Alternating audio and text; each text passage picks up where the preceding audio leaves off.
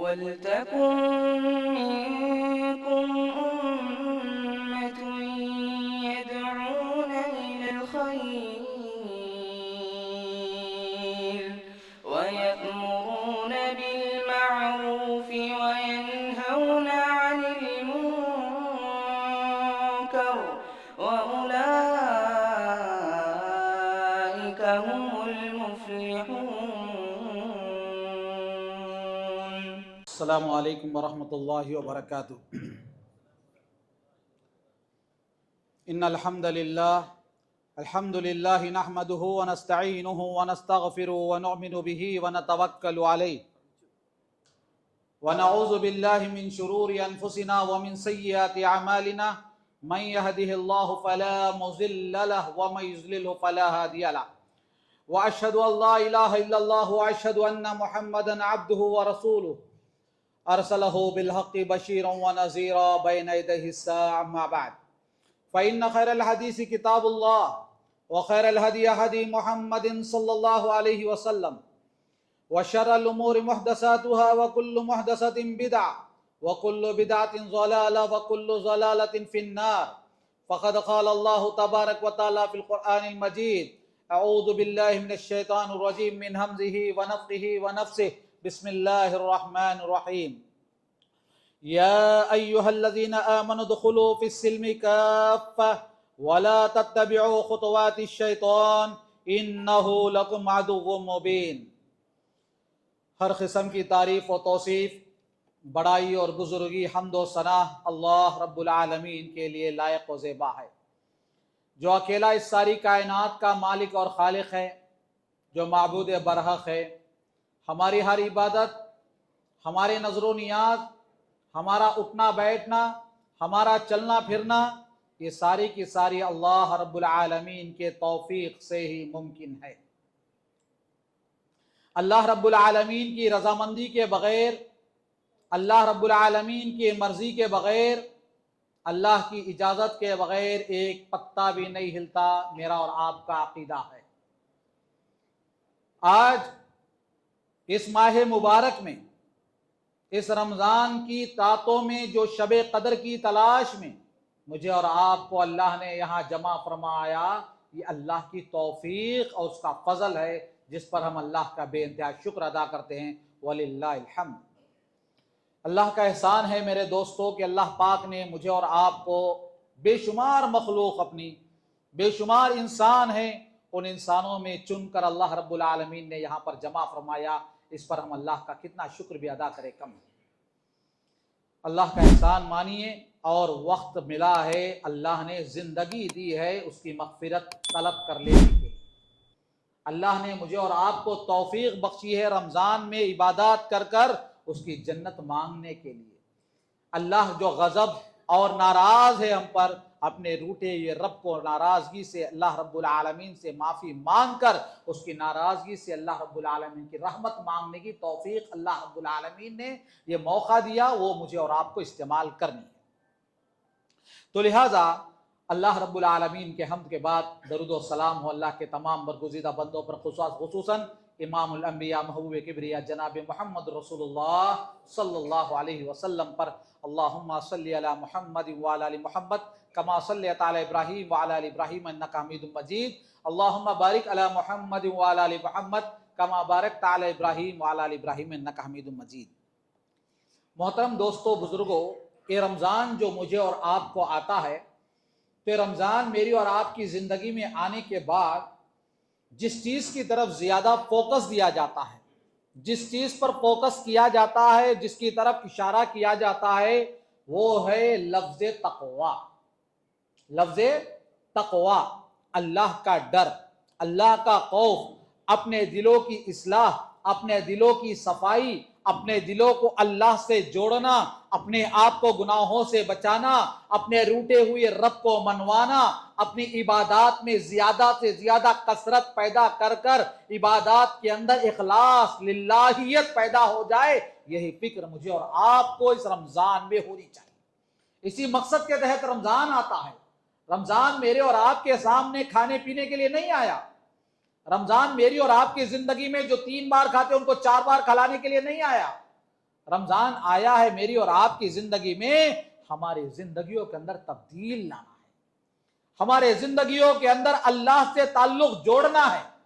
میرا اور آپ کا تعلق دنیا سے اتنا گہرا ہو چکا ہے، اتنا گہرا ہو چکا ہے کہ رمضان کے آنے کے باوجود بھی میرا اور آپ کا تعلق اللہ سے مضبوط نہیں ہو رہا ہے۔ یہی دنیا دنیا دنیا دنیا دوڑ رہی۔ تو اس لیے میں نے آپ کے سامنے جس عنوان کا انتخاب کیا ہے وہ عنوان بڑا وسیع عنوان ہے، اور اس پر بولنے کے لیے بہت سارا وقت بھی چاہیے اور بہت سارا علم بھی چاہیے۔ میرا علم اس میں بولنے کے لیے اتنا علم میرا برابر بھی نہیں ہوگا۔ وہ عنوان ہے شیطان کے ہتھ کنڈے، شیطان کی چال بازی۔ جس شیطان کی چال بازی سے مجھے اور آپ کو اسلام روکتا ہے، اس چال بازی کی جانب تھوڑا میں اپنے مختصر علم کے روشنی میں انشاءاللہ قرآن و حدیث کے روشنی میں کچھ باتیں آپ کے سامنے پیش کرتا چلوں۔ تو آئیے معزز حاضرین، یہ دنیا جن اور انس سے موجود ہے، جانتے ہیں میں اور آپ۔ اللہ رب العالمین نے کہا وَمَا خَلَقْتُ الْجِنَّ وَالْإِنسَ إِلَّا لِيَعْبُدُونَ، ہم نے جن اور انس کو کس لیے پیدا فرمایا؟ اللہ کی عبادت کے لیے۔ تو دنیا میں جتنے انسان ہیں، تھوڑی دیر ہم جن کو بازو رکھ لیں تو انسان سے ہم بات کریں۔ جتنے انسان دنیا میں موجود ہیں، تمام انسانوں میں دو گروپ ہم کو ملتے ہیں۔ پورے انسانوں کو جمع کر دیا جائے، ان میں سے دو گروپ ہوتے ہیں۔ یہ رحمان کے بندے جو رحمان کی بات سن کر رحمان کی بات پر عمل کرتے ہیں، اپنے زندگی کو رحمان کے بتائے ہوئے طریقے پر گامزن کر کر رحمان کی بنائی ہوئی جنت میں اپنے آپ کو داخل کرنے کے لیے تیار ہوتے ہیں، ایک گروپ۔ دوسرا گروپ شیطان کے بندے، جو رحمان کی باتوں کو چھوڑ کر شیطان کی چالوں میں، شیطان کی جال میں، شیطان کے ہتھ کنڈوں میں، شیطان کے بتائے ہوئے جو چمکیلے چیزیں ہیں اسے دیکھ کر اپنے ایمان کا سودا کر بیٹھتے ہیں۔ یہ ایک گروپ ہے، یہ دو گروپ ہیں۔ تو دیکھیے اس میں میں اور آپ کس گروپ کے اندر ہے، اس کا جائزہ لیں۔ ہر ایک کو چاہیے اپنا جائزہ لیں کہ ہم ان میں سے کون سے گروپ کے اندر ہیں۔ ہم زیادہ تر اپنی زندگی کے رخ شیطان کی جانب لے جا رہے ہیں یا رحمان کی جانب لے جا رہے ہیں؟ جبکہ رحمان مجھے اور آپ کو کہتا ہے بار بار، کیا کہتا ہے اللہ رب العالمین؟ آئیے ہم جانتے چلیں۔ اللہ رب العالمین نے کہا سورہ فاطر آیت نمبر 6 کے اندر، ان الشیطان لکم عدو فاتخذوہ عدوا۔ اے ایمان والو سن لو، اے انسانوں سن لو، اے لوگوں سن لو، تمہارا دشمن ہے شیطان۔ شیطان تمہارا دشمن ہے، تم اس کو اپنا دوست نہ بنانا، تم اس کو اپنا دوست نہ بنانا۔ قرآن کہتا ہے کہ شیطان تمہارا دشمن ہے، اور آج ہم سب سے زیادہ اپنے دشمن کو پہچانے بغیر اسی کو اپنا دوست بنائے گھومتے ہیں۔ سب سے زیادہ ہمارا دوست اگر سب سے زیادہ ہے، ہم کس کو دوست بنانا چاہیے؟ رحمان کو دوست بنانا چاہیے، اللہ کو اپنا دوست بنانا چاہیے، اللہ کی باتوں پر عمل کرنا ہمارے لیے آسان ہونا چاہیے۔ لیکن ہم نے شیطان کو اپنا دوست بنا لیا ہے، شیطان کو اپنا دوست بنا لیا ہے۔ اللہ کہتا ہے کہ وہ تمہارا دشمن ہے، تم اس کو اپنا دوست نہ بنانا، ہرگز ہرگز دوست بنانے کی اجازت نہیں۔ اللہ رب العالمین نے سورہ بقرہ آیت نمبر 208 میں فرمایا، یا ایھا الذین آمنوا ادخلوا فی السلم کافہ، اے ایمان والو تم اسلام میں پورے کے پورے داخل ہو جاؤ، پورے کے پورے داخل ہو جاؤ۔ وَلَا تَتَّبِعُوا خُطُوَاتِ الشَّيْطَانِ، یاد رکھنا تم شیطان کی چالوں میں مت آنا، شیطان کے راستے پر مت چلنا، شیطان کے بہکاوے میں مت آنا۔ کیوں؟ اِنَّهُ لَكُمْ عَدُوٌّ مُبِينٌ، وہ تمہارا کھلم دشمن ہے، تمہارا اوپن دشمن ہے، تم سے دشمنی کرنے والا ہے وہ، لہٰذا اس دشمن سے بچتے رہنا۔ آئیے تو ہم یہ جانتے چلیں کہ شیطان کی دشمنی مجھ سے اور آپ سے کب سے ہے؟ ہم میں سے ہر آدمی کو معلوم ہے۔ تقریباً ہر آدمی کو معلوم ہے، تفصیل کی ضرورت نہیں، بس اشارہ کرتا چلوں کہ جب اللہ رب العالمین نے وَإِذْ قُلْنَا لِلْمَلَائِكَةِ اسْجُدُوا لِآدَمَ، جب اللہ رب العالمین نے ملائکہ سے کہا کہ آدم کے لیے سجدہ کرو، وہ سب کے سب سجدہ کرتے ہیں الا ابلیس، ابلیس نے انکار کر دیا، ابا واستکبر، اس نے انکار بھی کیا اور تکبر بھی کیا۔ جب اللہ نے اس سے پوچھا ابلیس تو کس لیے انکار کر دیا، تو یہ سجدہ کرنے کے لیے کہا گیا، انکار کس لیے کیا؟ تو اس نے کیا کہا کہ تو مجھے آگ سے پیدا کیا اور اس سے مٹی سے پیدا کیا، میرا کام اوپر جانا ہے، اس کا کام نیچے جانا ہے، تو میں اس کی بات نہیں سن، اس کے سامنے نہیں جھکوں گا۔ یہ اللہ رب العالمین کے سب سے پہلے اللہ کے دربار میں اس نے انکار کیا، اور وہاں سے ہماری اور شیطان کی دشمنی شروع ہوتی ہے، اس وقت سے شروع ہوتی ہے کہ اللہ رب العالمین نے شیطان کو کہا آج تو نے میری نافرمانی کی۔ کتنے سجدے انکار کیا بھائی شیطان؟ کتنے سجدے کا انکار کیا؟ ایک سجدے کا۔ ذرا میرے اور آپ کے لیے عبرت کا مقام ہے، غور کرنے کا مقام ہے، روزانہ کتنے سجدے میں اور آپ انکار کر رہے اللہ کے، ذرا سوچ لو۔ ایک سجدے کا انکار کیا شیطان، اور اللہ نے کہا فخرج، نکل میری جنت سے، چل، اب تیرا ٹھکانہ جنت نہیں ہے، جا، میں تجھے دھتکارتا ہوں، تجھے دھتکار دیا گیا، رجیم ہے تو۔ اللہ رب العالمین نے دھتکار دیا شیطان کو، اور جب اللہ کے دربار سے رہتا شیطان جانے لگا، شیطان نے اللہ سے کہا اللہ مجھے قیامت کے دن تک مہلت دے دینا، جس انسان کے ذریعے مجھے تو جنت سے نکال رہا ہے نا، اس انسان کو بھی لے کر میں جہنم میں جاؤں گا، مجھے اس بات کی اجازت دے دینا، قیامت تک تو مجھے مہلت دے، اور میں تیرے بندوں کو کیسے گمراہ کروں گا۔ اور کہتا ہے، شیطان کہتا ہے سورہ اعراف کے اندر لَأَقْعُدَنَّ لَهُمْ صِرَاطَكَ الْمُسْتَقِيمَ، میں تیرے بندوں کو ایسے ہی شراب کے اڈوں پر کھڑ کر، وہاں کھڑ کر گمراہ نہیں کروں گا، تیرے سیدھے راستے پر بیٹھ کر گمراہ کروں گا۔ کہاں بیٹھ کر؟ شراب کے اڈے کنے کھڑ کر گمراہ کروں گا نہیں کہا شیطان نے، مندر کے اندر کھڑ کر گمراہ کروں گا نہیں کہا، تیرے سیدھے راستے پر کھڑ کر میں تیرے بندوں کو گمراہ کروں گا، وہاں پر بیٹھ جاؤں گا، ہاتھ میں رہوں گا، جو بھی تیرے سیدھے راستے پر چلنے کی کوشش کرے گا میں اس کو گمراہ کر دوں گا۔ اللہ رب العالمین سے کس نے چیلنج کیا؟ شیطان نے چیلنج کیا اور کہا میں جب جہنم میں جاؤں گا اکیلا نہیں جاؤں گا، انسانوں کو بھی لے کر آؤں گا۔ کیسے لے کر آؤں گا؟ آگے اللہ رب العالمین فرماتے ہیں ثم لآتینہم من بین ایدیہم، میں ان انسانوں کے سامنے سے آؤں گا، من خلفہم، ان کے پیچھے سے آؤں گا، عن ایمانہم، پھر ان کے سیدھے جانب سے، دائیں جانب سے، ان کے ہر طرف سے، انسان کے چاروں طرف سے اس کو گمراہ کرنے کی ایسی کوشش کروں گا، ایسی کوشش کروں گا، پھر تیرے شکر گزار بندے کم ہو جائیں گے، تیرے شکر گزار بندے کم ہو جائیں گے، میں ایسا انہیں گمراہ کروں گا۔ اس کے ایک حدیث کے روشنی میں اس بات کو آپ سن لینا، ایک حدیث کے روشنی میں اللہ کے نبی صلی اللہ علیہ وسلم کی مشہور حدیث ہے جس کو آپ اپنی زندگی میں بہت بار سن چکے ہیں۔ اللہ کے نبی نے کیا کیا؟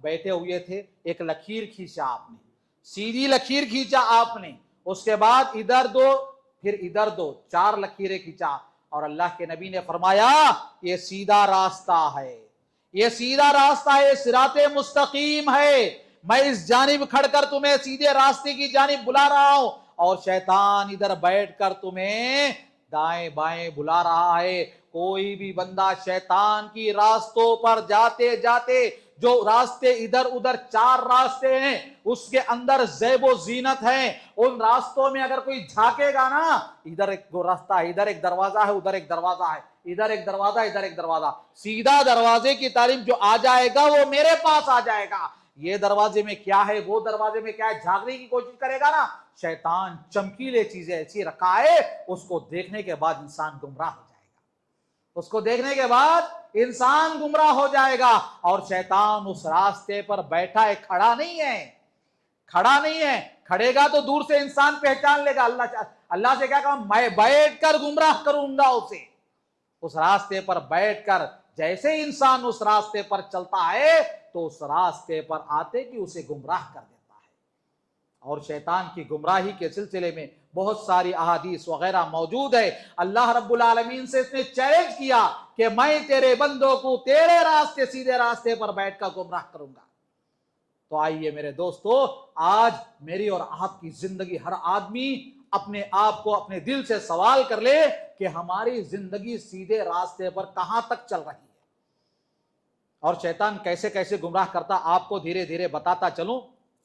اس لیے اللہ رب العالمین قرآن میں کہتا ہے، اے لوگو تم شیطان سے ڈرتے رہنا، یہ تمہارا کھلم کھلا دشمن ہے۔ اور حضرت آدم سے بھی کہا کہ اے آدم، اے حوا، اے آدم، تمہیں اور تمہاری بیوی کو یہ گمراہ کرے گا اور تمہیں جہنم سے نکالے گا۔ اس کے باوجود بھی اللہ رب العالمین کا کرنا تھا، وہ حکمت کیا ہے اللہ بہتر جانتا ہے، پھر بھی آدم علیہ السلام شیطان کے بہکاوے میں آئے، اس لیے کہ شیطان کا کمال یہ ہے کہ مزین کر کر پیش کرتا ہے، کوئی بھی بات پیش کرتا ہے ایسے انداز میں پیش کرتا ہے کہ انسان اس کو قبول کر لیتا ہے۔ یہ اصل اس کا کمال ہے، یہ اس کا کمال ہے، ایسے پیش کرتا ہے۔ قرآن میں اللہ رب العالمین سے شیطان کہتا ہے، اے اللہ میں تیرے بندوں کو گمراہ کروں گا، کیسے؟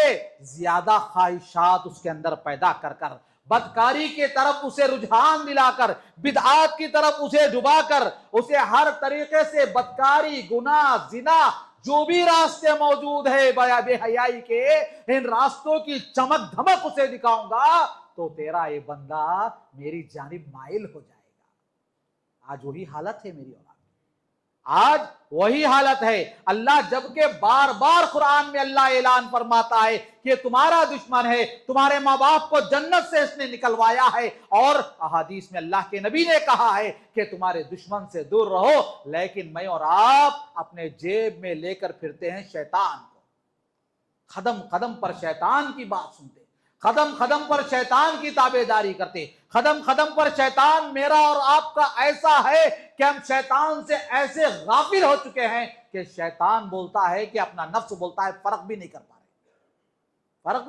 رہے، اتنی غفلت اور شیطان کے اتنے اندھے غلام میں اور آپ ہو چکے ہیں۔ تو آئیے شیطان کا پہلا حربہ کیا ہوتا ہے، سب سے پہلا حربہ ہم جانتے چلیں۔ شیطان انسان کو گمراہ کرنے کے لیے سب سے پہلا حربہ جو حضرت نوح علیہ السلام کے آنے سے پہلے نوح علیہ السلام کی قوم میں جو انہوں نے استعمال کیا، شیطان نے استعمال کیا تھا، وہ شرک کا حربہ تھا، شرک کا تھا۔ جب آپ جانتے ہیں، مجھے تفصیلات کی ضرورت نہیں، الحمدللہ آپ بڑے بڑے علماء کے درمیان بیٹھتے اور بڑے بڑے علماء کے دروس آپ سنتے رہتے ہیں۔ مختصر یہ ہے کہ شیطان آتا ہے نوح علیہ السلام کی قوم کے پاس، جب ان کے آدم علیہ السلام کی بات کی پیڑھیاں جب دنیا سے چلی جاتی ہے، ان کے پاس آ کر کہتا ہے کہ دیکھو تمہارے بڑے لوگ، بزرگ لوگ دنیا سے چل گئے، تمہارا ایمان کیا ہے، بڑا کمزور ہے، ذرا ان لوگوں کو دیکھو، ان کا ایمان کتنا مضبوط تھا، تھوڑا ان کی تصویروں کو تمہارے سامنے رکھ کر وقتاً فوقتاً ان کو یاد کر لو تاکہ تمہارا ایمان تازہ ہوتا رہے۔ تصویریں بنائی گئی، رکھ لیا۔ جب وہ لوگ دنیا سے چلے گئے تو ان کے بچوں کے پاس آ کر بولا کہ تمہارے اماں بابا اس کے پاس کھڑے ہوتے تھے بڑے عزت و احترام کے ساتھ، تم بھی کھڑے ہو، ذرا جھکو بھی صحیح ان کے سامنے۔ دھیرے دھیرے جھکا، دھیرے دھیرے سجدہ کرا دیا، اور اس طرح شرک کا سلسلہ شیطان نے شروع کروا دیا دنیا کے اندر۔ یہ شیطان کی سب سے پہلی چال ہے، شیطان کی سب سے پہلی چال ہے جو انسان کو شرک میں ملوث کرنے کی مکمل کوشش کرتا ہے، کسی نہ کسی طریقے سے اس کے دل کے اندر سے ایمان کو دھیرے سے دھیرے ہٹا دے۔ آج میرے دوستوں، میرے بزرگوں، ہمارے وہ گھر جو اپنے آپ کو اہل توحید کہتے ہیں، اپنے آپ کو اہل حدیث بھی کہتے ہیں، اور ان کے گھروں میں بھی شرک داخل ہو چکا ہے، ان کے گھروں میں بھی شرک ہم دیکھ رہے ہیں۔ ان کے بچوں کے کلوں پر ٹیکا لگا ہوا رہتا ہے، کیا بھائی لگائے، کیا کرتے، گھر والی سنتی نہیں ہے۔ پیر کے تلوے میں ٹیکا لگا ہوا ہے، کیا ہے، نظر لگتی بول کر لگا لیے، یا پیر میں ہاتھ میں کچھ کڑا ڈال لیے، بولتے ہیں کہ بچے کی طبیعت بار بار خراب ہو رہی اس لیے ڈوری باندھ لیے۔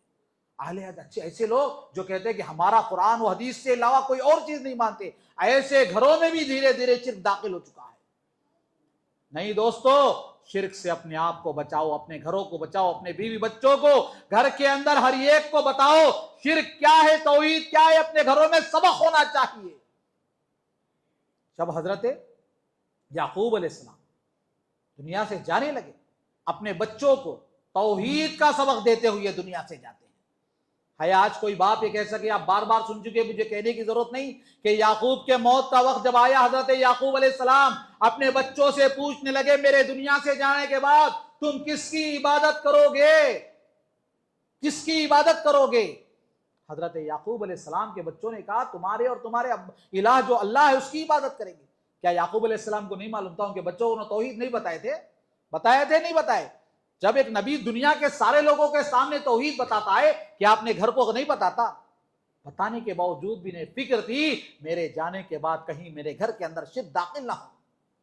یہ فکر آج ہمارے گھر میں کتنے ہمارے بھائی اور بہنوں، بزرگوں، نوجوانوں، آپ سے سوال ہے کہ آپ کے دلوں میں یہ سوال ہے؟ کبھی سوچا؟ کبھی یہ فکر لائق ہوئی کبھی کہ میرے جانے کے بعد میرے بیوی بچوں کا کیا حال ہوگا؟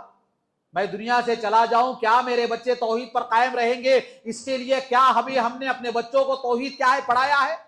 توحید کے اقسام معلوم ہے؟ توحید ربوبیت، توحید الوہیت، توحید اسماء و صفات کبھی بتایا ہم نے بچوں کو؟ معلوم ہی نہیں، باپ کو ہی نہیں معلوم تو بچوں کو کیا پڑھائے گا؟ ابھی کیا پڑھتے مول صاحب؟ بالا پک گئے، بڈھا ہو گیا، ابھی کیا مانو؟ یاد رکھو دوستو، جب تک توحید ہمارے دلوں میں رچ بس نہ جائے آخرت کی کامیابی ناممکن ہے، آخرت کی کامیابی ناممکن ہے۔ اگر آپ دنیا چھوڑ کر چلے جا رہے ہیں، بچوں کو آپ نے توحید کا صحیح سبق نہیں دیا، حشر کے میدان میں بچے آپ کا گریبان پکڑ کر کھڑا کریں گے اور کہیں گے ہمارے باپ نے ہمیں نہیں بتایا ہے توحید کا سبق کیا ہے۔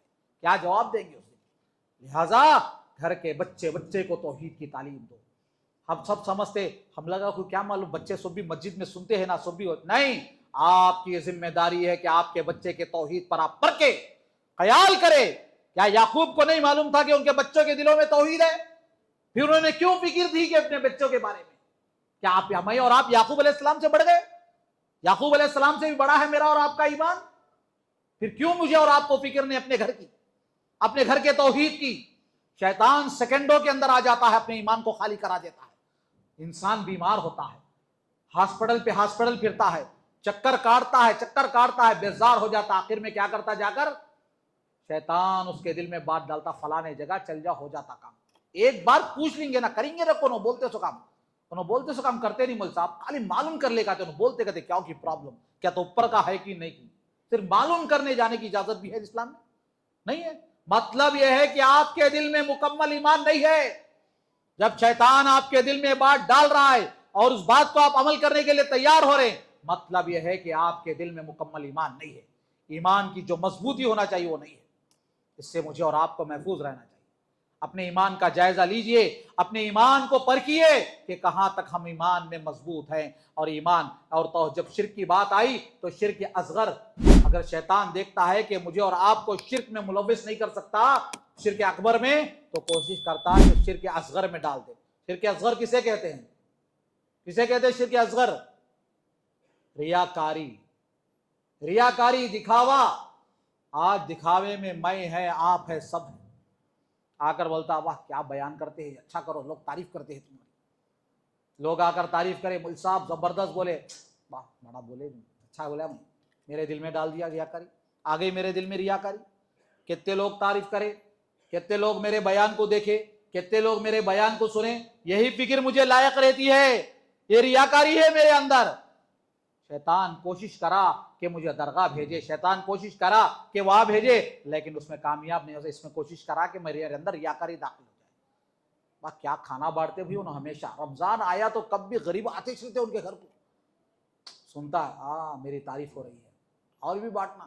سگے بہانا بھایا بھوکے رہتے، سگے بہان کے بچے یتیم اور بیوہ رہتے، پریشان رہتی سگی بہن، ان کو کوئی دیکھنے والا نہیں رہتا، انہوں گاؤں والے کو بانٹتے رہتے، داتا انہوں سقینوں، سب بھی تعریف کرتے نا، باہر دیے تو تعریف کرتے، گھر میں دیے تو کون نہیں تعریف کرتا، کون بولتا؟ بھان کے بچہ دیا تو تعریف کرتے، بھان کے بچے آگو ماموں کی لیے چلے گئے، باہر گاؤں میں دیا تو انہوں دیکھے، انہوں عبداللہ صاحب فلاں صاحب فلاں، رحمان صاحب فلاں صاحب فلاں صاحب، باہ کیا دیتے جی، ان کے گھر کنے کب بھی ادنے آتے جاتے شتے۔ یہ نام ہونا مجھے اور آپ کو، مجھے اور آپ کو نام چاہیے، یہی تو ریاکاری ہے۔ شیطان اس میں کامیاب ہو جا رہا ہے، میرے اور آپ کے پاس آ کر آ رہا ہے، شیطان میرے پاس آ رہا ہے، آپ کے پاس آ رہا ہے، سب کے پاس آ رہا، کیا انتظام کرے بھول لگا، فلاں کام کیا کرے، یہی ہمیشہ، اور ہمارے کاموں کو ہمیشہ فکر رہتی میری تعریف کون کرتا، میرے بارے میں کون اچھا بول لیتا, یہی فکر رہتی کوئی بھی نیک کام کرے. ذرا دیے پیسے, ذرا کچھ دیے, چاروں کو بولنا, چاروں سے سننا تعریف, یہ ریاکاری ہے دوستو.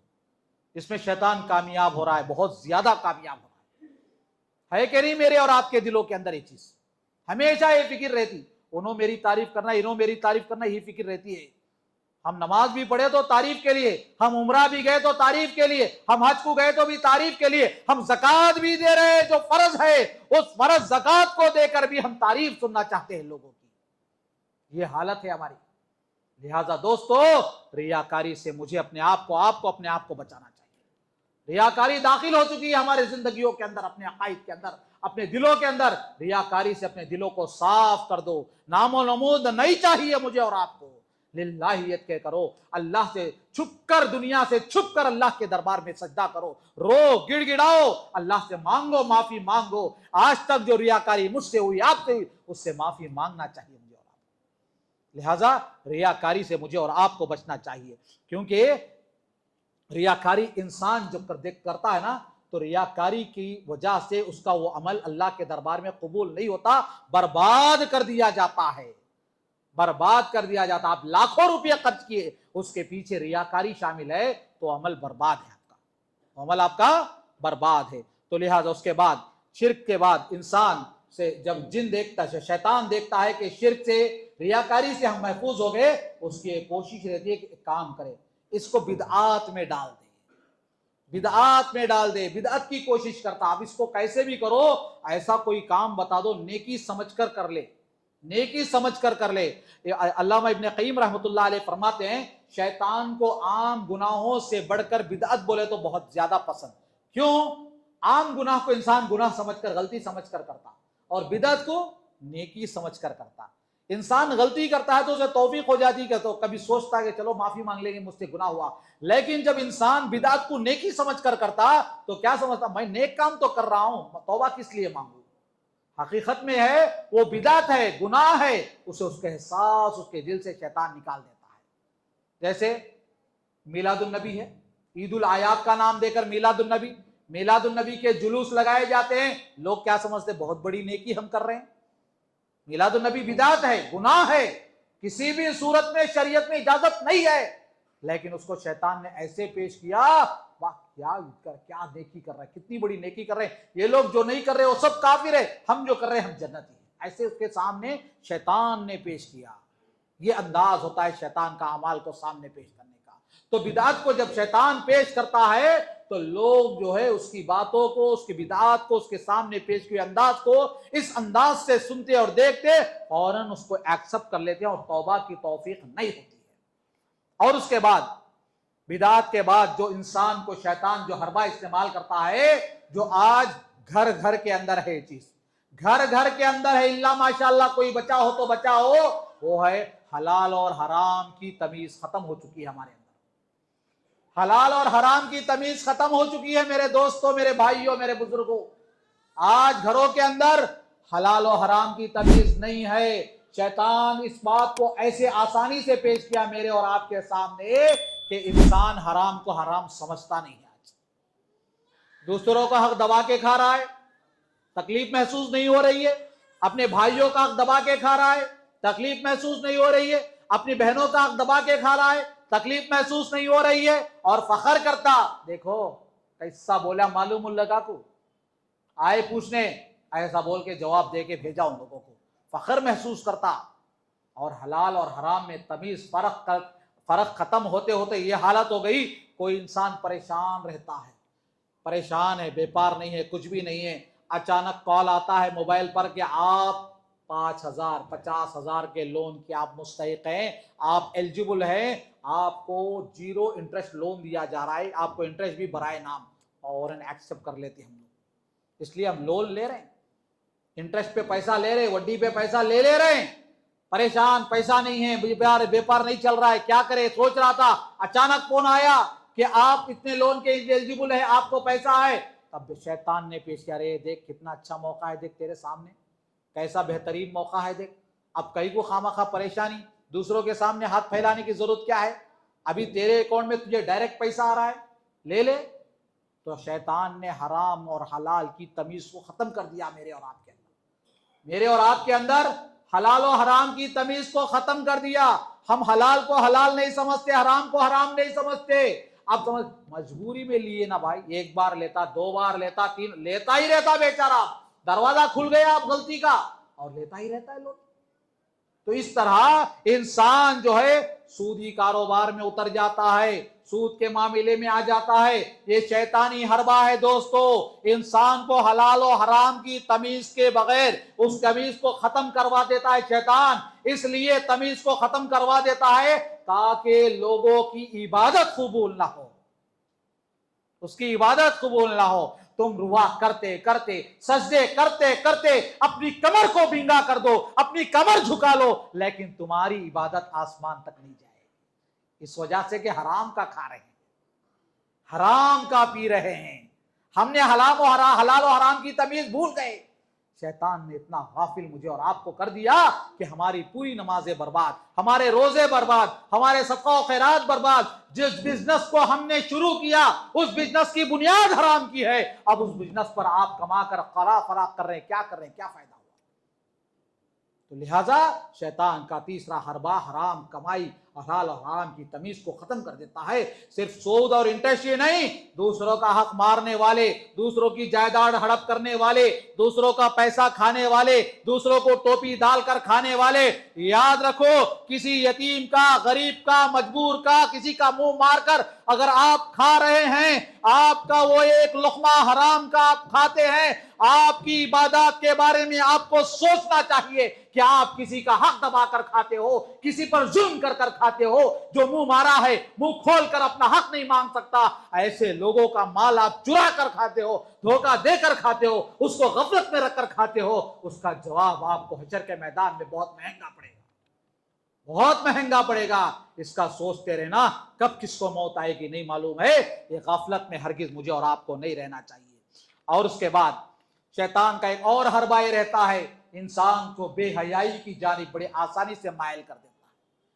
بے حیائی, بہت ساری باتیں ہیں بے حیائی میں.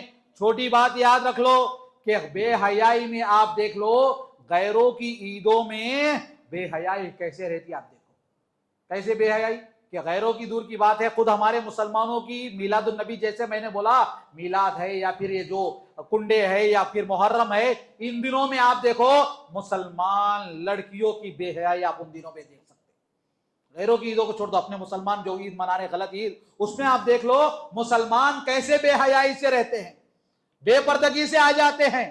آپ جا کر دیکھو ان کی درگاہوں پر, ان کے مزاروں پر مسلمان اور مرد اور عورت کی کوئی تمیز نہیں رہتی, سب مل کر آتے ہیں. اور یہاں تک کہ آپ نیلور میں جو چلتے ہیں, جو تہوار نیلور میں ان کا چلتا ہے روٹی کا تہوار, اس میں جا کر دیکھو کہ مرد اور عورت کی کوئی تمیز نہیں رہتی. صرف وہاں پر کئی نوجوان اس لیے جاتے ہیں کہ وہاں پر اپنی جنسی خواہشات کو پوری کرنے کے لیے, وہاں پر دنیا کے اعتبار سے مزے لینے کے لیے وہاں پر جاتے ہیں, غیر عورتوں کے ساتھ اپنے وقت کو گزارنے کے لیے. یہ ان کی تہوار میں ہوتا ہے. شیطان دیکھتا ہے بے حیائی کی جانب مسلمانوں کو, جب کئی معاملات میں بچ جاتا ہے تو نوجوان کو اس جانب مائل کرتا ہے تو بے حیائی کی طرف آ جاتا ہے. یہ موبائل جو مجھے اور آپ کو بے حیائی پر بہت زیادہ کھینچتا ہے. موبائل میں آج ہمارے نوجوان لڑکے اور لڑکیاں موبائل کی وجہ سے بے حیائی کا دامن, ایسا ہمارا دامن داغدار ہو چکا ہے. بے حیائی سے اللہ کی پناہ, الیاس اللہ کی پناہ.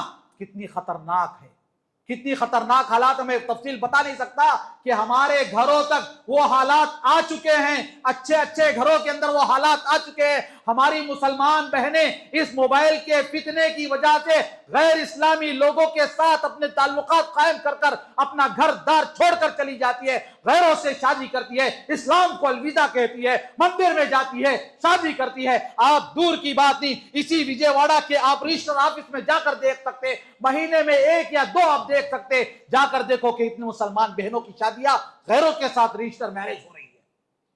آپ دور کی بات نہیں, اپنے شہر کی بات دیکھ لو کہ ہماری مسلمان لڑکیاں غیروں سے اپنا منہ کالا کرتی دکھائی دے رہی, غیروں کے ساتھ بھاگ کر رجسٹر میرج کرتی دکھائی دے رہی, ایمان چھوڑ دے رہی ہے, اسلام چھوڑ دے رہی ہے. انہیں اسلام اور ایمان سے کوئی لینا دینا نہیں ہے. یہی انسٹاگرام جو مسلمان لڑکیوں کو غیروں تک پہنچا رہا ہے, یہی اسنیپ چیٹ اپنی بہنوں کو دوسروں تک پہنچا رہا ہے۔ میں یہاں پر بیٹھے ہوئے غیور باپوں سے، غیور ماؤں سے کہتا ہوں، کیا ضرورت ہے آپ کی بیٹی کے موبائل میں انسٹاگرام کا رہنا؟ کیا ضرورت ہے آپ کی بیٹی کے موبائل میں اسنیپ چیٹ کا رہنا؟ یہ فتنے کے اڈے ہیں، اپنے گھروں سے ختم کر دو۔ اپنے گھروں کی عزت کے ساتھ دیکھنا چاہتے ہو، اپنی بہنوں کی عزت و آبرو کی حفاظت کرنا چاہتے ہو، اپنے لڑکیوں کے موبائل سے، اپنے لڑکوں کے موبائل سے یہ انسٹاگرام، یہ اسنیپ چیٹ، ایسے ایپس کو ہمیشہ کے لیے ختم کر دو۔ یہ خطرناک، ایسے خطرناک اڈے آ چکے ہیں، ایسے خطرناک اڈے ہیں، باہر کہیں جانے کی ضرورت نہیں، زنا کے اڈوں کو جانے کی ضرورت نہیں، اپنے موبائل میں ایسا سرکل لوگ تیار کر چکے ہیں، ایسی حالات پیدا ہو چکے ہیں، گھر بیٹھی کسی غیر مسلم لڑکے سے ہماری مسلمان بہنیں بات کرتی دکھائی دے رہی۔ باپ سمجھ رہا ہے کہ بیٹی پڑھ رہی ہے، باپ سمجھ رہا ہے کہ بیٹی اسکول جا کالج جا رہی ہے، لیکن بیٹی اپنے موبائل سے جو چکر چلا رہی، باپ کو کوئی خبر تک نہیں۔ ایسے حالات رونما ہو چکے ہیں۔ ابھی غفلت کے نیند سونے کی نہیں ہے میرے دوستو، ہماری مسلمان بہنوں کی عزتوں پر حملہ کرنا وہ لوگ ٹارگٹ کر چکے ہیں۔ ابھی آپ غفلت میں سوتے رہیں گے، ہر بھائی کی ذمہ داری ہے، ہر باپ کی ذمہ داری ہے، ہر ماں کی ذمہ داری ہے، آپ کی بیٹی کا موبائل، آپ کے بیٹے کا موبائل چیک کیا جائے، بار بار دیکھا جائے کہ آپ کی بیٹی، آپ کے بیٹے کے موبائل میں کس کا فون آ رہا ہے، کس کا فون جا رہا ہے، کس سے چیٹنگ ہو رہی، سب کچھ دیکھنا چاہیے۔ کوئی پاسورڈ آپ کی بیٹی چھپا کر رکھ دیے تو آپ اپنی بیٹی کا پورے طرح انکوائری کرنا چاہیے، یہاں تک کہ اس کے کالج اور اسکول میں فرینڈ سرکل کون ہے وہ بھی جاننا چاہیے، کیونکہ بے حیائی اتنی خطرناک ہو چکی ہے ہمارے محلے میں، ہمارے اڑوس پڑوس میں۔ اللہ کی پناہ میرے دوستو، بڑے خطرناک حالات رونما ہو چکے ہیں۔ آئیے اس کے بعد جو شیطان ہم پر ہتھ کنڈے ڈالتا ہے، شیطان جو جال بچھاتا ہے، ان میں سے ایک جال ہے وسوسہ۔ وسوسے پیدا کرتا ہے شیطان۔ اللہ کے نبی صلی اللہ علیہ وسلم فرماتے ہیں شیطان کیسے وسوسے پیدا کرتا ہے۔ شیطان، ایک مثال حدیث کی روشنی میں آپ سن لیجئے۔ شیطان آتا ہے، کہتا ہے یہ دنیا کس نے پیدا کیا؟ اللہ نے۔ یہ زمین کس نے پیدا کیا؟ اللہ نے۔ یہ آسمان کس نے پیدا کیا؟ پھر اللہ کو کس نے پیدا کیا؟ سوال اپنے دماغ میں ڈالتا ہے جو انسان کو کفر کی جانب لے جایا جاتا ہے۔ اللہ کے نبی نے جیسے ہی ایسے آئے گا، ایسا دماغ میں آئے گا، فوراً اعوذ باللہ من الشیطان الرجیم۔ ضرورت نہیں ہے اللہ کے بارے میں سوچنا، اللہ کے بارے میں ایسی فکر جو شیطان ہمارے دلوں میں وسوسے ڈالتا ہے، اس بارے میں مجھے اور آپ کو غور کرنے کی اور فکر کرنے کی ضرورت نہیں ہے میرے دوستو، کوئی بھی ضرورت نہیں ہے۔ شیطانی وسوسے ہیں، شیطانی خیالات ہیں، شیطان سے مجھے اور آپ کو غور کرنا چاہیے، فوراً اپنے دماغ کو وہاں سے نکال دینا چاہیے۔ کیا کرنا ہے؟ اپنے دماغ کو ڈائیورٹ کر لیجیے۔ کیسے ڈائیورٹ کریں گے آپ اپنے دماغ کو؟ فوراً قرآن پڑھ لیجیے، سورہ اخلاص پڑھ لیجیے، قل هو اللہ احد اللہ الصمد پڑھ لیجیے، قرآن کی کوئی آیت آپ تلاوت کرتے رہ جائیے، اپنے دماغ کو ڈائیورٹ آرام سے کر سکتے ہیں آپ۔ دماغ کو ڈائیورٹ کرنا ہے وہاں سے شیطانی وسوسے جو بھی میرے اور آپ کے دل میں آتے ہیں، ہر وسوسے سے اپنے آپ کو بچانا ہے، کیونکہ شیطان وسوسے ڈال ڈال کر ہمارے دلوں کو اتنا خطرناک انداز میں حاوی ہو چکا ہے کہ کئی نوجوان اسلام چھوڑ کر غیر اسلام ایکس مسلم کے نام سے یوٹیوب چلا رہے ہیں۔ آپ دیکھ رہے ہیں ایکس مسلم کے نام سے یوٹیوب چلا رہے ہیں، یہ سب کیا ہے؟ شیطانی وسوسوں کا شکار ہے، شیطانی وسوسوں کا شکار ہے۔ نوجوان لوگوں کے بارے میں ہے کہ نوجوان دین کے بارے میں سوچتے سوچتے اتنا آگے چل جانے کی کوشش کرتا ہے کہ پھر دیکھتا ہے شیطان کہ بہت زیادہ آگے بڑھ رہا ہے، اس کے دل میں وسوسہ پیدا کر دیتا ہے تو وسوسے کا شکار ہو جاتا ہے، فوراً شکار ہو جاتا ہے۔ وسوسہ پیدا کرنے والے انسان بھی ہوتے ہیں، جن بھی ہوتے ہیں، جیسے کہ کہا گیا من الجنۃ والناس، جیسے آپ کو قرآن کی آخری آیت ہے من الجنۃ والناس میں بتایا گیا کہ وسوسے پیدا کرنے والے انسان بھی ہے اور جن بھی ہے۔ اس کا بھی مجھے اور آپ کو خیال کرنا چاہیے۔ ہمارے مسلمان، ہمارے خود انسان آپس میں رہتے، وہ کہتے دیکھ رہے بھائی، جیسے میں نے مثال آپ کے سامنے، اتنے سال سے بیمار ہے، کون بھی پکڑالتے، کا بھی علاج ہوتا نہیں ہے، فلاں جگہ کے تو ہو جاتا نا۔ ایک وسوسہ پیدا کرتا ہے، آ کر وسوسہ پیدا کرتا ہے، تو اتنے سال سے پریشان ہے روزی روٹی کے معاملے، ایک بار انٹرسٹ کو لے کو بے پار کر لیا تو اس کے بعد کیا ہوتا؟ اللہ سے معافی مانگ لے، توبہ کر لے، آ کر ایک دوست کے دل میں وسوسہ پیدا کرتا ہے۔ انسان بھی وسوسے پیدا کرتے ہیں اور جنات بھی، شیطان بھی وسوسے پیدا کرتے ہیں، اس سے مجھے اور آپ کو محفوظ رہنا چاہیے۔ اور اس کے بعد شیطان کا ایک اور حربہ یہ رہتا ہے کہ شیطان انسان کو عبادت سے غافل کرتا ہے، عبادت سے غافل کرتا ہے۔ عبادت سے کیسے غافل کرتا ہے میں اور آپ اچھی طرح جانتے ہیں. جیسے عبادت ہے انسان، نماز ہے، نماز سے انسان کو کیسے غافل کرتا؟ یا تو نماز کو چھوڑنے پر مجبور کرتا، کہتا کہ کل سے نماز، بہت سارے اب بیان سے کل سے میں پکا نمازی بن جاتا، یہ جمعہ آن دو جمعہ عبادت پائیں ریڈی ہو کو اس کے بعد سے. اب وہ کل کب آتا نہیں معلوم، وہ کل کب آتا نہیں معلوم، اسے خود نہیں معلوم وہ کل کب آتا. یہ جملہ ہمارے زبانوں پر رہتا ہے، کل سے میں پکا نمازی بن جاتا، پکا دیندار بن جاتا. اس طرح شیطان غافل کرتا. آج ہوگی نا کیسا بھی، آج صبح کے 3 نمازیں چھوڑیے، عشاء ایک چھوڑ ڈالے تو کیا ہوتا، صبح فجر سے پکا پوری نمازہ پڑھ لیں. اس طرح غافل کرتا رہتا ہے انسان.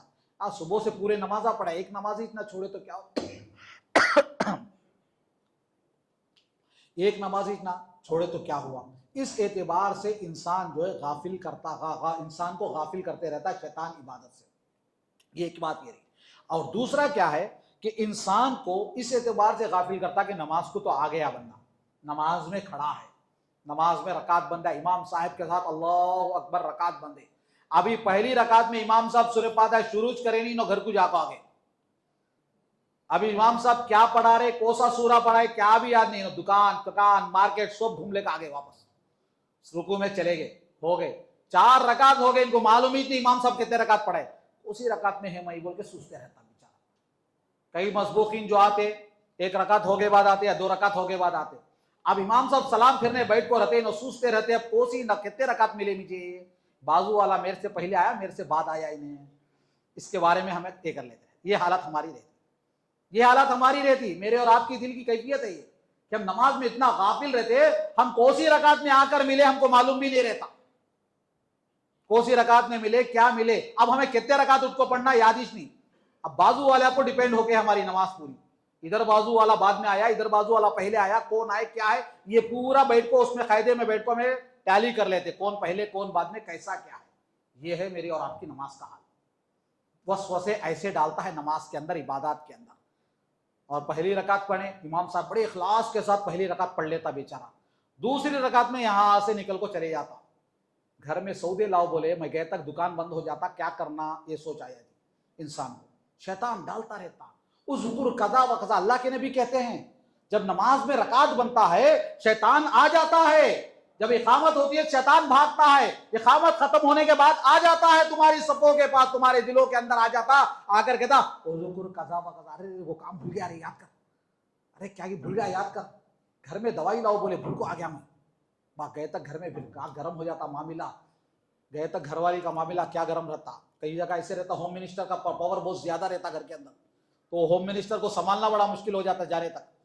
تو اس لیے کہ نماز میں کھڑے ہو کر بیچارہ سب سوچتے رہتا ہے.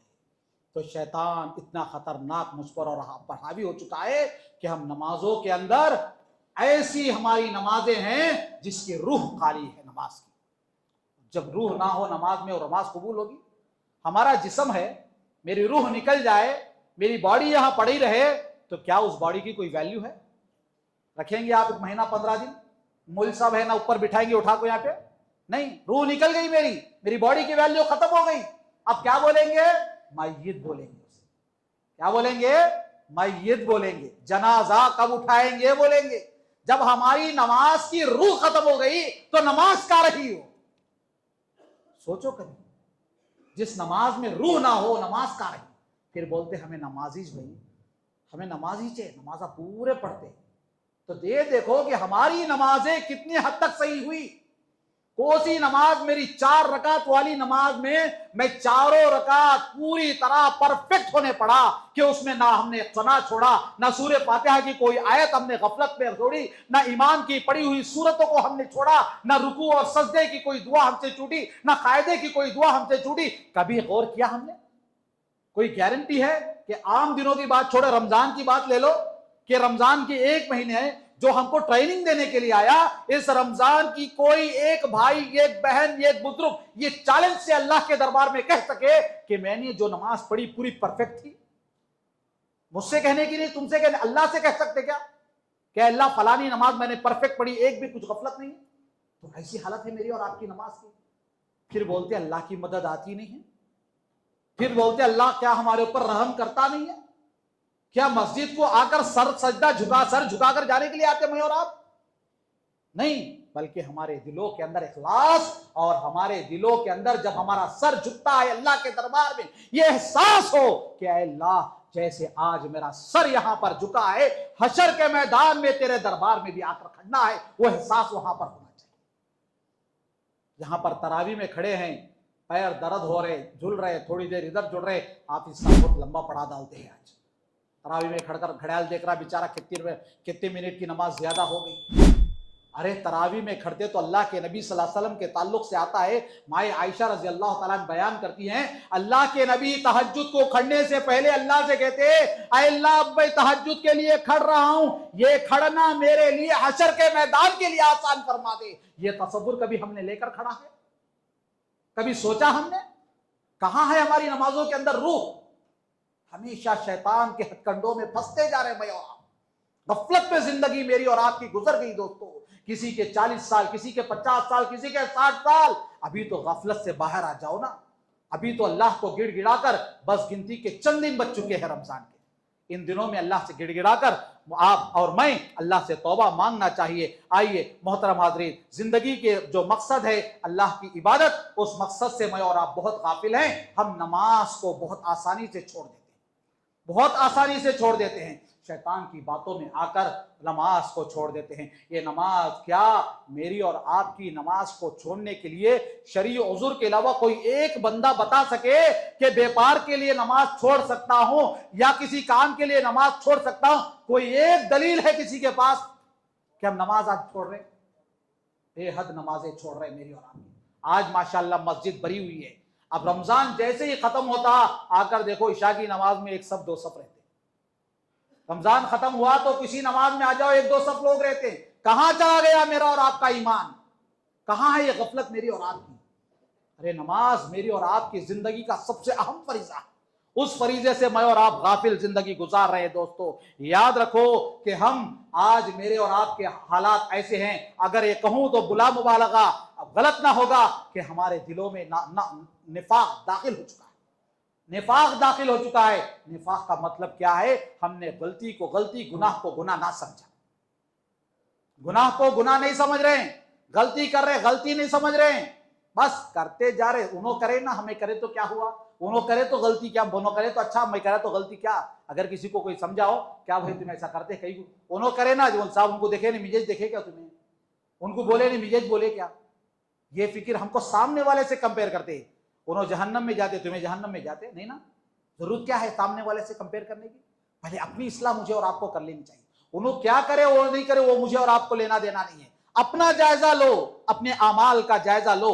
یہاں تک کہ اگر ہمارے اندر نفاق داخل ہو جائے، یاد رکھنا پھر جنت ہمارے لیے مشکل ہو جائے گی، جنت ہمارے لیے مشکل ہو جائے گی۔ صحابہ ڈرتے تھے، صحابہ ڈرتے تھے کہ کہیں نفاق داخل نہ ہو جائے۔ حضرت عمر بن خطاب رضی اللہ تعالیٰ عنہ کے تعلق سے آتا ہے کہ حذیفہ بن یمان کے پاس آتے ہیں، حذیفہ بن یمان رضی اللہ تعالیٰ عنہ جو رازدار رسول تھے، ان کے پاس ایک لیسٹ تھی، ایک لیسٹ تھی، کس کی لیسٹ؟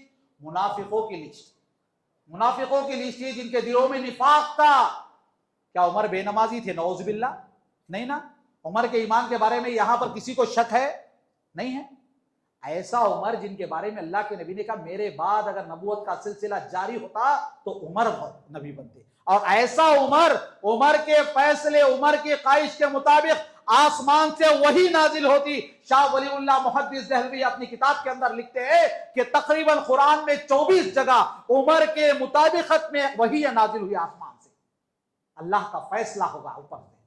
تو ایسے عمر حذیفہ بن یمان کے پاس آتے ہیں اللہ کے نبی کے انتقال کے بعد، آ کر پوچھتے ہیں اے حذیفہ، اللہ کے نبی نے آپ کو منافقوں کی لیسٹ دی ہے، ذرا وہ لیسٹ مجھے بتاؤ، بات سناؤ۔ انہوں نے کہا کہ نہیں میں سنا نہیں سکتا، میں سنا نہیں سکتا، چلو مجھے ایک بات بتاؤ، کیا اس لیسٹ کے اندر میرا نام ہے؟ کیا عمر کہیں منافق تو نہیں ہے؟ کتنا ڈر، کتنا خوف حضرت عمر کو تھا۔ آج مجھے اور آپ کو ہے وہ ڈر، جبکہ عمر کے بارے میں اللہ کے نبی نے فرمایا عمر فی الجنہ، عمر جنتی ہے، کہا اللہ کے نبی صلی اللہ علیہ وسلم نے۔ ایسے عمر کو یہ خوف لائق ہو گیا۔ جب میرے اور آپ کے اعمال کے بارے میں تو کیا کہے دوستو۔ لہٰذا معزز حاضرین، جب شیطان ہمارے اوپر آتا ہے تو شیطان کے ہتھ کنڈوں میں ایک اور ہتھ کنڈا یہ ہے، افضل اور مفضول کے معاملے میں فرق کرواتا ہے مجھ سے اور آپ سے۔ فرق کیا کرواتا ہے افضل اور مفضول کے معاملے میں؟ دیکھیے چھوٹے بہت ساری مثالیں ہیں. ایک چھوٹی مثال، کوئی بھی نیک کام آپ کرنے جاتے ہیں، مثال کے طور پر عمرہ ہے، عمرہ کرتا ہے انسان، عمرے میں جاتے ہیں تو حلق کرنا یعنی گنڈو بال نکالنا ہے یا بال کم کروانا ٹرمنگ کرانا ہے، دو ہے. تو وہاں پر کیا کہتا؟ ٹرمنگ کر لیں گے نا، جبکہ اللہ کے نبی نے فرمایا حلق کرنے والوں کے لیے اللہ کے نبی 3 مرتبہ رحم کی رحمت کی دعا کی، اے اللہ اس پر رحم فرما جو حلق کرتا ہے، جو بالکل بال صاف کر دیتا ہے. تو وہاں پر شیطان آ کر کیا بولتا؟ حلق کئی گل ہو، ٹرمنگ کرا لیں گے نا. یعنی افضل مفضول کے معاملے میں ہمیں الجھا کر رکھ دیتا ہے. ایسے بہت سارے معاملے ہیں، بہت سارے معاملات. ہمارے نوجوانوں کے سلسلے میں ایک ایگزامپل آپ کو، ہمارے نوجوانوں کو نماز کے معاملے میں بولو سوچتے نہیں، شادیوں کے بارے میں بولو 2 سے 3 4 شادیاں کرنے کی اجازت ہے نا، اس میں کئی کو ہمارے لوگ علماء زیادہ بولتے نہیں. نمازوں کے بارے میں علماء بولتے اس کو عمل کرتے نہیں، 2 4 شادیاں کے بارے میں وہ اس کو بولتے نہیں، اس کو فوکس کرتے نہیں، اس کو زیادہ نہیں. یعنی افضل مفضول کے معاملے میں زیادہ الجھاتا رہتا ہمارا شیطان. ہم اس معاملے میں زیادہ فوکس کرتے کہ جو چیز ضرورت ہے اس پر زیادہ ٹائم سپینڈ کرنا نہیں چاہتے، جو ضرورت نہیں ہے، جو امپورٹنٹ نہیں ہے، اجازت ہے، اس پر نہیں کرتے، جو واجبات ہے اس کو ہم چھوڑ دیتے ہیں، اس پر ہمارا دماغ زیادہ اسپینڈ نہیں کرتے، اس پر زیادہ نہیں کرتے. لہٰذا معزز حاضرین، بس 1-2 باتیں انشاءاللہ بتاتے ہوئے اپنی بات کو سمیٹتا چلوں، شاید میرا وقت ختم ہوا چاہتا ہے. اہم 2-4 باتیں انشاءاللہ آپ کے سامنے ہیں کہ شیطان کے ہتھ کنڈوں میں ایک بڑا ہتھ کنڈا جو آج سوسائٹی کے اندر سب سے زیادہ ہے وہ ہے میاں بیوی کا اختلاف. میاں بیوی کا اختلاف آج گھر گھر کے اندر یہ معاملات ہو چکے ہیں. کئی جگہ ایسا ہوا ہے کہ باپ بیٹی کی شادی کر کر ابھی اس کے حساب کتاب بھی پورے نہیں ہوئے، ابھی حساب کتاب بھی جمع نہیں کیا، ابھی پیسوں کا بھی حساب نہیں دیکھا، بیٹی سسرال سے سامان سمیت کر واپس آ جاتی ہے.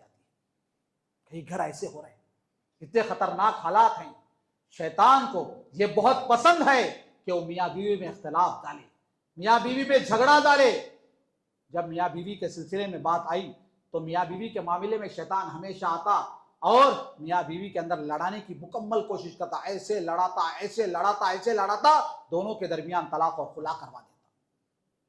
لہذا شیطان کی چال بڑی خطرناک رہتی. میاں بیوی کے رشتے میں میرے معزز بھائیوں بہنوں، آپ تمام سے ادباً گزارش کرتا ہوں کہ ایسا معاملہ ہر گھر میں ہوتا ہے. نبی کے گھر میں نبی کی بیٹی کے ساتھ ہوا ہے، نبی کی بیٹی کے ساتھ ہوا، لیکن نبی نے اپنی بیٹی کا معاملہ کیسے حل فرمایا؟ کیا آپ نے نہیں سنا؟ حضرت فاطمہ رضی اللہ تعالیٰ عنہ اپنے شوہر کے سلسلے میں اور دونوں کے درمیان چھٹپٹ ہوا، کچھ ناراض ہوئی، علی رضی اللہ تعالیٰ عنہ ناراض ہو کر چلے جاتے اور کتنا سمپل معاملہ حل کر دیتے ہیں. اللہ کے نبی صلی اللہ علیہ وسلم سمجھاتے ہیں، ادھر داماد کو ادھر بیٹی کو، دونوں کو سمجھا کر معاملہ حل فرماتے ہیں. لیکن آج کے باپ ہیں، بیٹی شکایت کرتی ہے ابا جان میرے شوہر نے مجھے مارا ہے، میرے شوہر نے مجھے کچھ کہا ہے، تو بیٹی سے باپ کہتا ہے کہ پہلے کیا کیا ہے کہ سننا گننا پورا ڈال لے کو تو آجا بعد میں دیکھیں گے. ایسے حالات کتنی جگہ صحیح میں ہوا ہے میرے دوستو. شرم کی بات ہے کہ باپ آ کر شوہر آ کر کہتا ہے کہ مولوی صاحب ہم جو شادی میں ڈالے تھے وہ زیور بھی لے کر چلے گی، مہر میں جو ڈالا وہ لے کر گئی اور ہم جو ہدیتاً ڈالے وہ زیور بھی لے کر چلے گی. کیا افسوس کی بات ہے، اتنی خطرناک حالات ہو رہے ہیں. لہذا مسلم معاشرے کے اندر میاں بیوی کے اختلافات کا معاملہ بڑا خطرناک ہے. ایسے خطرناک حالات سے بچنا چاہیے مجھے اور آپ کو. ایسے معاشرے کو، آج ہمارے گھروں کو شادی سے پہلے اپنی نوجوان بہنوں کو، اپنے نوجوان بھائیوں کو شادی بیاہ کی زندگی کیا ہے سمجھانا چاہیے.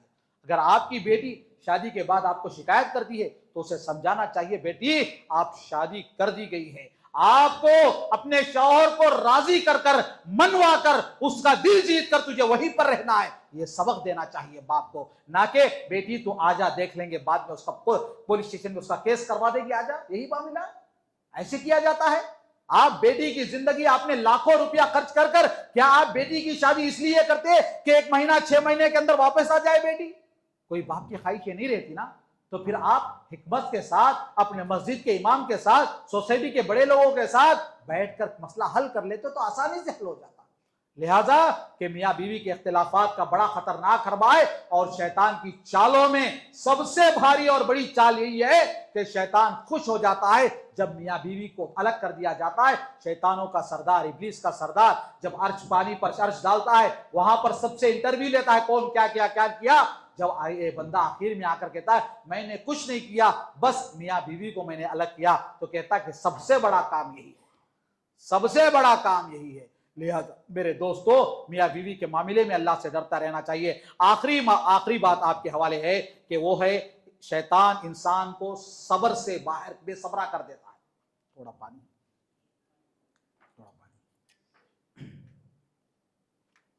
شیطان انسان کو صبر سے بے صبرا کر دیتا ہے۔ جب معاملہ ہوتا ہے انسان پریشان ہوتا ہے، مثال کے طور پر بے صبر بہت بڑی، بہت عظیمت والا کام ہے۔ صبر یاد رکھیے، صبر جو ہے نا عظیمت والا کام ہے۔ انسان تھوڑا پریشان ہوتا ہے، بے صبرا ہوتا ہے، تو فوراً مایوسی کی جانب چلا جاتا ہے۔ مایوسی کیا ہے دوستو؟ مایوسی کیا ہے؟ اسلام میں مایوسی کا کیا حکم ہے؟ مایوسی کفر ہے، یاد رکھ لیجیے۔ مایوسی کفر ہے، کافر ہے وہ بندہ جو اللہ کی رحمت سے مایوس ہوتا ہے۔ اور جو ڈپریشن میں جاتا ہے، بہت سارے لوگ آ کر بولتے ہیں مل صاحب بچی ڈپریشن میں چل گئی ہے، رشتے نہیں ہو رہے بول کے، بچہ ڈپریشن میں چل گیا ہے، شوہر ستارہ بول کے بیٹی ڈپریشن میں چل گئی ہے۔ ڈپریشن میں وہی جاتا جو مایوس ہوتا ہے اللہ کی رحمت سے۔ یاد رکھنا جو اللہ کو بھول جاتا ہے وہی ڈپریشن میں جاتا ہے۔ ڈپریشن کا مطلب کیا ہے؟ ڈپریشن کوئی بیماری نہیں ہے۔ ڈپریشن سمجھتے کہ لوگ ڈپریشن بیمار نہیں، ڈپریشن بیماری نہیں ہے۔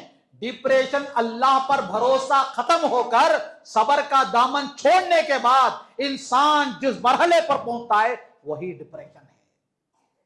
شیطان کوشش کرتا ہے انسان کسی تکلیف میں رہتا ہے، مثال کے طور پر بچوں کی تعلیم کے معاملے میں باپ اپنے بچوں کو پڑھاتا ہے، اچھے سے اچھا پڑھاتا ہے، بیٹا نوکری نہیں ملتی ہے، نوکری نہیں ملیا تو پھرتا وہ کمپنی جاتا، یہ کمپنی جاتا، 20,000 کی نوکری ملی، نہیں میرے چچا کے بیٹے کو 50,000 کی، مجھے بھی 50,000 ہی چھوڑنا، وہ نوکری چھوڑ والا آ گیا، پھر گیا وہاں نہیں ملی، کیا نہیں ملی، پھرتا 5 6 10 پھر گیا، بہت انٹرویو دے ڈالا مل صاحب، میرا بیٹا پریشان ہو جا کے ڈپریشن میں چلا گیا ہے۔ کئی باپ آ کر کہتے ہیں یہ کیا ہے؟ بے صبری، بے صبری ہے، اور اللہ کی رحمت سے مایوس ہونا ہے، اللہ کی ذات سے مایوس ہونا ہے۔ اللہ کی ذات سے مایوس ہونے کی اجازت مجھے اور آپ کو نہیں ہے۔ لا تقنطوا من رحمت اللہ، اللہ کی رحمت سے مایوس نہ ہونا۔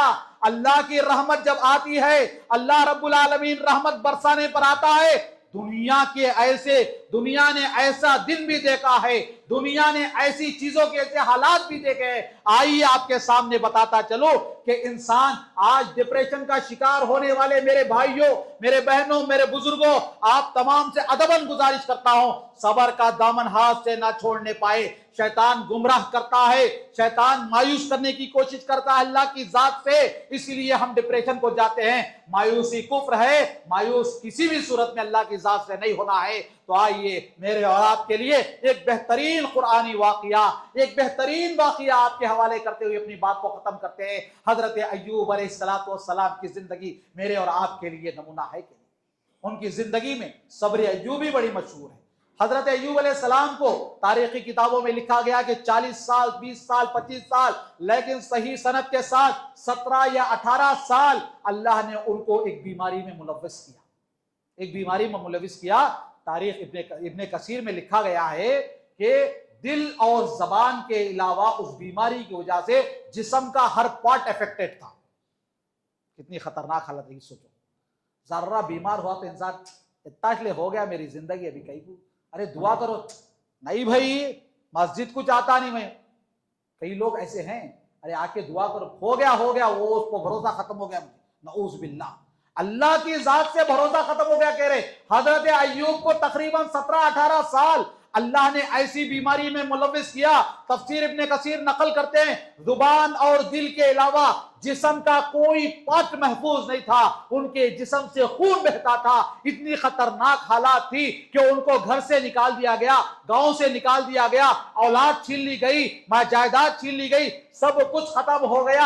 आखिरकार गांव के बाहर एक झाड़ के नीचे, एक दरख्त के नीचे उनको रख दिया गया। उनके साथ सिवाय उनकी वफादार बीवी के कोई और नहीं था। ऐसी हालत में अय्यूब अलैहिस्सलाम जिंदगी गुजारते गुजारते तकरीबन जिंदगी के 17-18 साल इस बीमारी में गुजारते हैं।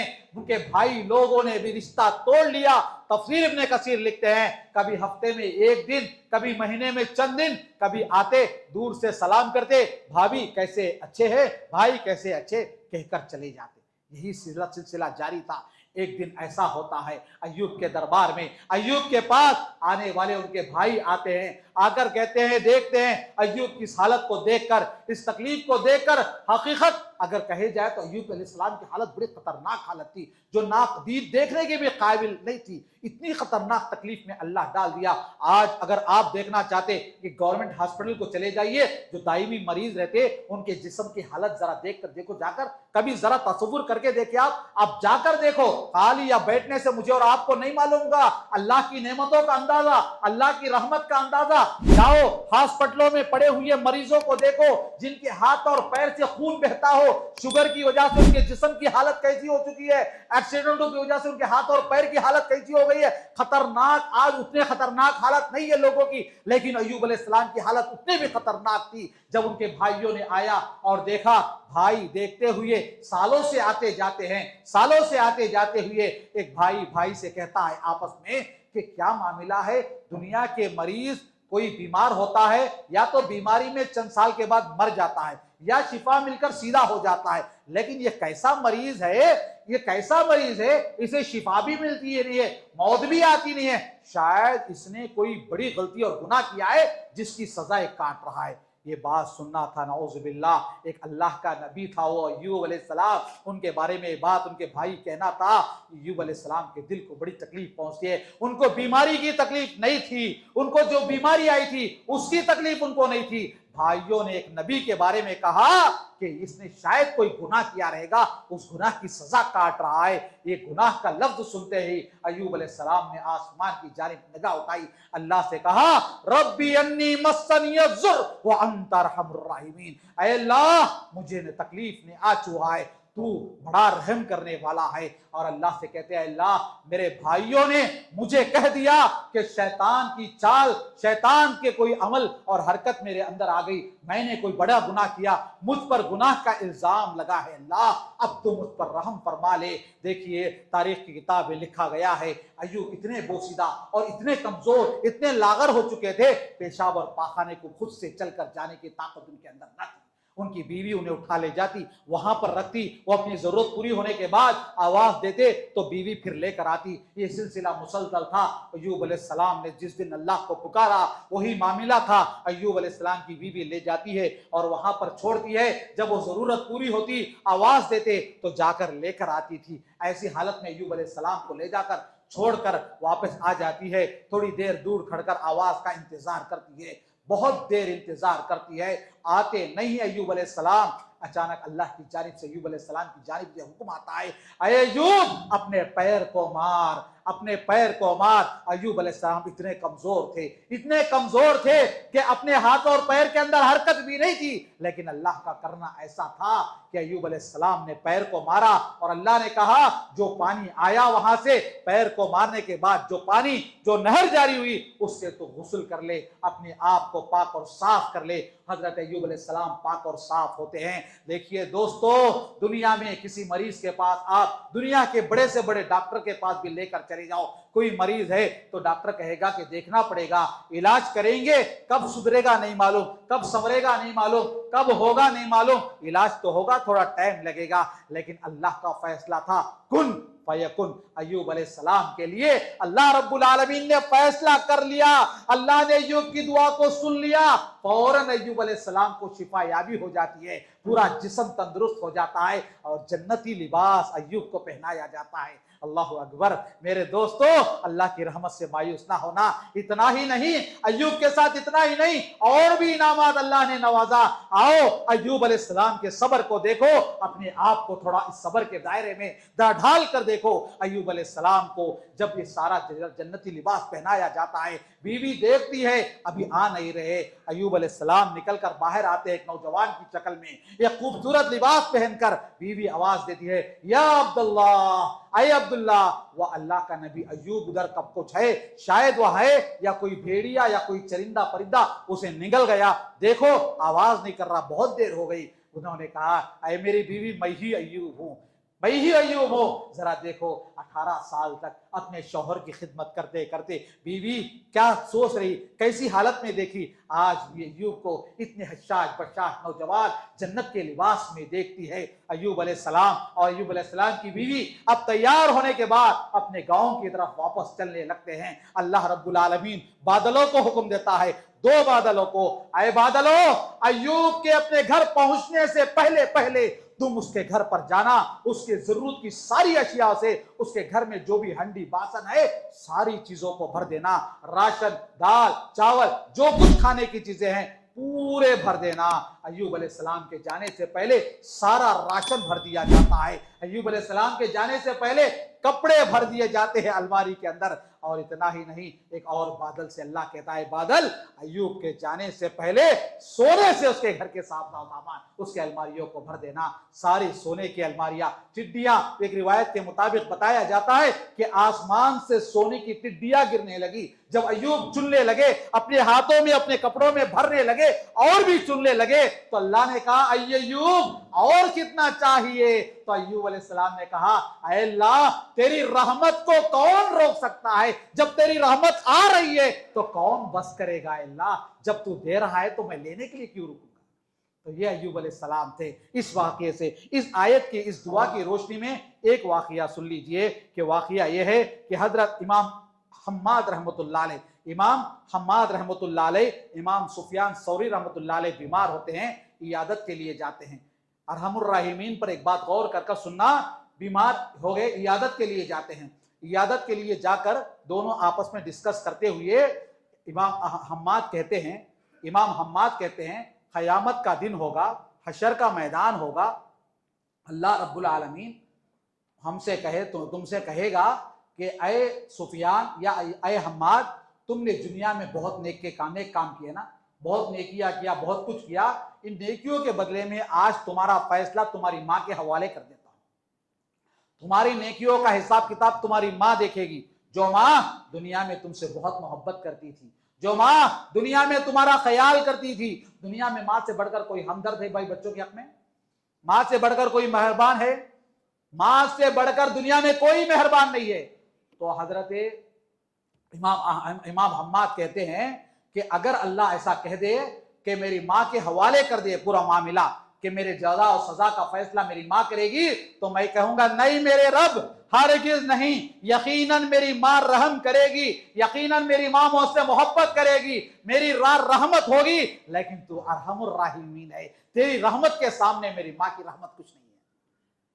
लिहाजा ऐसे अरहमुर राहिमीन हमारा रब है, ऐसा रहमान है मेरा और आपका रब। ऐसे रहमान के दरबार में बची हुई रात को गिड़गिड़ा कर अपने गुनाहों की तौबा मांगिए, गिड़गिड़ाइए, अल्लाह के दरबार में तौबा मांगिए, अपने गुनाहों की माफी मांगिए। यकीनन वो रब हमें माफ करने के लिए तैयार है। आइए उस अल्लाह के दरबार में हम दुआ करते हैं कि बारेला हम गुनहगारों को अल्लाह रब्बुल आलमीन माफ फरमा दे, हमारी खताओं को बख्श दे। ऐ अल्लाह, हम गुनहगार हैं, तेरे दरबार में आए हैं। अल्लाहुम्मा इन्नका अफ़ून तुहिब्बुल अफ़्वा फ़अफ़ु अन्ना, अल्लाहुम्मा इन्नका अफ़ून तुहिब्बुल अफ़्वा फ़अफ़ु अन्ना, अल्लाहुम्मा इन्नका अफ़ून तुहिब्बुल अफ़्वा फ़अफ़ु अन्ना। या रहमान या रहीम या गफ्फार या सितीर, ऐ अल्लाह या रहमान या गफ्फार या सितीर, अल्लाह तो माफ़ करने वाला है, अल्लाह हमें माफ़ फरमा दे, अल्लाह तो हमें माफ़ फरमा दे। या रहमर राहिमीन, तो हम पर रहम फरमा ले, या रहमर राहिमीन, तो हम पर रहम फरमा ले। अल्लाह, आज हम अपनी दुआओं में वो फ़लस्तीन में बिलखते हुए नन्हे मासूम बच्चे, अल्लाह वो बूढ़ी माएँ, वो जवान बहनें, वो बुजुर्ग, اے اللہ پریشان ہے، رمضان کے مہینے میں بھی ان پر بم برسائے جا رہے اللہ، بہت پریشان ہیں، اے اللہ ان لوگوں کی تو مدد فرما لے اللہ، اے اللہ راہباران رحمت برسا دے اللہ، اے اللہ دنیا کے مسلمانوں کی تو مدد فرما لے اللہ، دنیا کے کونے کونے میں مسلمان پریشان ہے، اے اللہ مسلمانوں کی مدد فرما، چھوٹی بڑی بلاؤں سے بچا لے، چھوٹی بڑی مصیبتوں سے بچا لے، اے اللہ ہمیں جو بھی بیمار ہے اے اللہ سب کی بیماریوں کو اللہ دور فرما دے، اے اللہ ہمیں جو بھی قرض دار ہیں سب کے قرض ادا کرنے کے راستے فراہم فرما دے، اے اللہ ہمارے ماں باپ جن کے بھی ماں باپ با حیات ہیں اے اللہ ان سب کو توحید کا اللہ صحیح توحید انہیں نصیب فرما لے، ایمان کی حالت میں زندگی گزار کر، اسلام کی حالت میں زندگی گزار کر، ایمان کی حالت میں تیرے دربار میں آنے والے ہم سب کو بنا دے، اے اللہ ہمارے گناہوں کو معاف فرما دے، ہمارے صدقہ و خیرات کو قبول فرما لے، ہمارے جمع ہونے کو قبول فرما لے، ہماری نمازوں کو عبادات کو اے اللہ سب کو اللہ قبول فرما لے، اے اللہ ہم سے جان کر انجان کر جو بھی گناہ ہم سے ہوا اے اللہ ہر گناہ کو تو معاف فرما دے اللہ، اے اللہ جن کے ماں باپ باحیات جن کے ماں باپ دنیا سے چلے گئے حالت ایمان میں، اے جن کے رشتہ دار جو بھی مسلمان حالت ایمان میں دنیا سے گئے اے اللہ ان کی قبروں کو اللہ نور سے منور فرما دے، ان کی مغفرت فرما دے، اے اللہ جب تک ہمیں دنیا میں رکھ اسلام اور ایمان پہ رکھ، اور لے بھی لے تو حالت ایمان میں لے لے، اے اللہ ہمارے وہ اساتذہ جنہوں نے ہمیں پڑھایا اے اللہ جو اساتذہ باحیات ہیں اے اللہ ان سب کی زندگی میں خوشحالی عطا فرما، ان کے گھروں میں رحمت و برکتوں کی حفاظت و نزول فرما لے، اے اللہ جو اساتذہ دنیا سے باحیات اے اللہ دنیا سے گئے ہیں اے اللہ ان سب کی مغفرت فرما دے، ان کی قبروں میں نور بھر دے، اے اللہ مدارس کی حفاظت فرما لے، مساجد کی حفاظت فرما لے، ملک میں آئے دن کوئی نہ کوئی فتنہ اٹھ رہا ہے اللہ ایسے حالات سے ہم تمام مسلمانوں کی حفاظت فرما لے، آمین یا رب العالمین، ربنا تقبل منا انک انت السمیع العلیم وتب علینا انک انت التواب الرحیم، آمین وصلی اللہ علی النبی۔ محترم سامعین و ناظرین، آپ تمام حضرات سے گزارش ہے کہ مرکزی جامع مسجد کے خطبات اور دروس کو اگر آپ سننا چاہتے ہیں تو اس چینل کو آپ لائک کریں، اس کو سبسکرائب کریں اور اس کو لوگوں تک پھیلانے کی کوشش کریں۔ اللہ رب العالمین ہم سب کی نیکیوں کو قبول کرے، وجزاکم اللہ خیرا۔